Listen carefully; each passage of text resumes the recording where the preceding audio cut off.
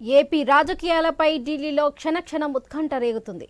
TDP అధినేత Chandrababu, Janasena chief Pawan Kalyan హస్తినాలోనే ఉన్నారు.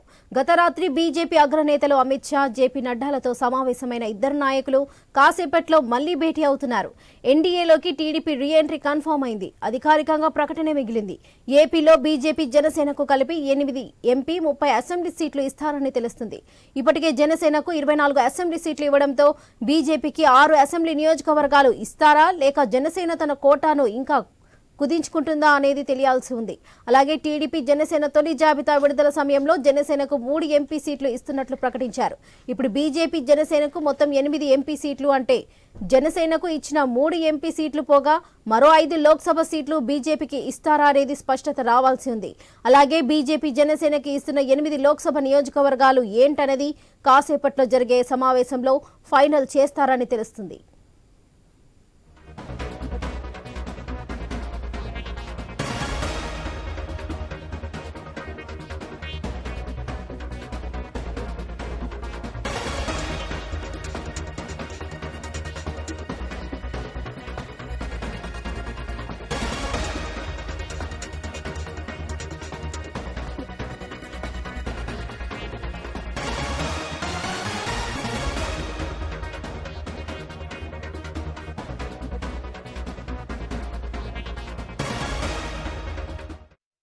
Breaking news చూస్తున్నాం. ఏపీ రాజకీయాలపై ఢిల్లీలో క్షణక్షణం ఉత్కంఠ రేగుతుంది. టీడీపీ అధినేత చంద్రబాబు, జనసేన చీఫ్ పవన్ కళ్యాణ్ హస్తినాలోనే ఉన్నారు.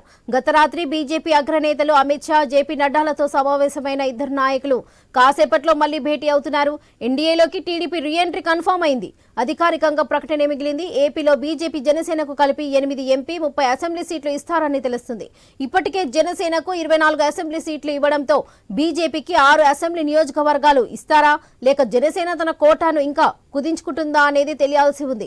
అలాగే టీడీపీ, జనసేన తొలి జాబితా విడుదల సమయంలో జనసేనకు 3 ఎంపీ సీట్లు ఇస్తున్నట్లు ప్రకటించారు. ఇప్పుడు బీజేపీ, జనసేనకు మొత్తం 8 ఎంపీ సీట్లు, అంటే జనసేనకు ఇచ్చిన 3 ఎంపీ సీట్లు పోగా మరో 5 లోక్సభ సీట్లు బీజేపీకి ఇస్తారా అనేది స్పష్టత రావాల్సింది.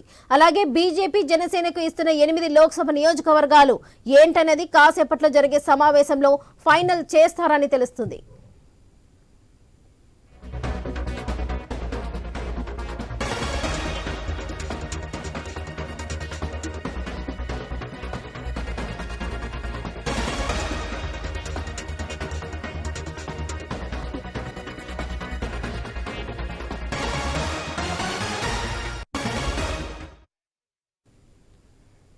ఏపీ రాజకీయాలపై ఢిల్లీలో క్షణక్షణం ఉత్కంఠ వాతావరణం నెలకొంది. ఈ నేపథ్యంలో టీడీపీ అధినేత చంద్రబాబు, జనసేన చీఫ్ పవన్ కళ్యాణ్ హస్తినాలోనే ఉన్నారు.